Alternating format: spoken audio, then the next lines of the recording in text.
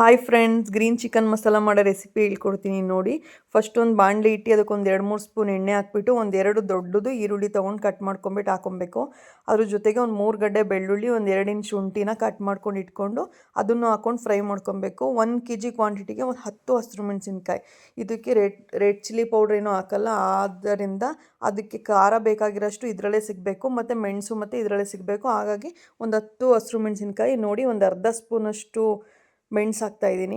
ಅದನ್ನು ಫ್ರೈ ಮಾಡ್ಕೊಳ್ಳೋಕ್ಕೆ ಹಾಕ್ಕೊಬೇಕು. ಫ್ಲೇಮ್ ಕಮ್ಮಿಲಿ ಇಟ್ಕೊಬೇಕು.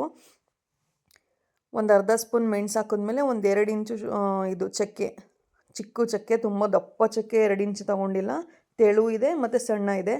ಒಂದು 4-5 ಲವಂಗ, ಇದನ್ನೆಲ್ಲ ಹಾಕ್ಕೊಂಡು ಫ್ರೈ ಮಾಡ್ಕೋಬೇಕು. ಸ್ವಲ್ಪ ಕಲರ್ ಚೇಂಜ್ ಆಗೋವಾಗ ಫ್ರೈ ಮಾಡ್ಕೊಬೇಕು. ಅದಾದಮೇಲೆ ಸಾಂಬಾರು ಸೊಪ್ಪು ಮತ್ತು ಪುದೀನ ಸೊಪ್ಪು ಹಾಕ್ತಾಯಿದ್ದೀನಿ ನೋಡಿ. ಅದು ಅಷ್ಟೇ, ಸಾಂಬಾರು ಸೊಪ್ಪು ಮತ್ತು ಪುದೀನ ಸೊಪ್ಪು ಎಷ್ಟು ಜಾಸ್ತಿ ಹಾಕ್ತೀವೋ ಅಷ್ಟು ಟೇಸ್ಟ್ ಚೆನ್ನಾಗಿರುತ್ತೆ. ಅದನ್ನು ಕೂಡ ಹಾಕ್ಕೊಂಡು ಬಾಡಿಸ್ಕೊಬೇಕು. ಅದು ಬಾಡಾದಮೇಲೆ ಅದಕ್ಕೆ ಒಂದು 2-3 ಸ್ಪೂನಷ್ಟು ತೆಂಗಿನ ತುರಿ ಹಾಕೋದ್ರಿಂದ ಹಸಿರು ಮೆಣಸಿನ್ಕಾಯಿಂದ ಖಾರ ಹೊಡಿಯುತ್ತೆ ಮತ್ತು ಟೇಸ್ಟ್ ಚೆನ್ನಾಗಿ ಬರುತ್ತೆ. ಹಂಗಂತ ಹೇಳ್ಬಿಟ್ಟು ಜಾಸ್ತಿ ಹಾಕೋಂಗಿಲ್ಲ. ಕಾಯಿ ತುರಿನ ಒಂದು 2-3 ಸ್ಪೂನ್ ಅಷ್ಟೇ ಹಾಕಬೇಕು.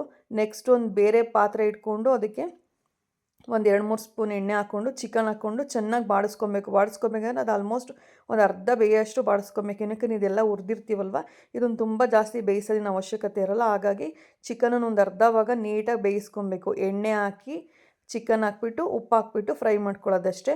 ಆಮೇಲೆ ರುಬ್ಬಿರೋಂಥ ಮಿಶ್ರಣನ ಹಾಕ್ಬಿಟ್ಟು ಮತ್ತೆ ಒಂದು 1/4 ಗಂಟೆ ಚೆನ್ನಾಗಿ ಬೇಯಿಸಿ ಅದಕ್ಕೆ ಮತ್ತೆ ಸ್ವಲ್ಪ ಸಾಂಬಾರು ಸೊಪ್ಪು ಮತ್ತು ಪುದೀನ ಸೊಪ್ಪು ಹಾಕ್ಬಿಟ್ಟು ಒಂದು 10 ನಿಮಿಷ ಮುಚ್ಚಿಬಿಟ್ಟು ಬೇಯಿಸಿದ್ರೆ ಟೇಸ್ಟಿಯಾಗಿರೋಂಥ ಗ್ರೀನ್ ಚಿಕನ್ ರೆಡಿ ಆಯಿತು.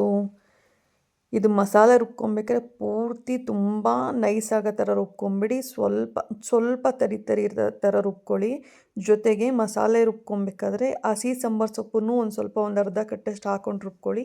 ಇದು ಬೆಸ್ಟ್ ಕಾಂಬಿನೇಷನ್ ಅಂದರೆ ಗೀ ರೈಸ್ ಜೊತೆ. Thank you.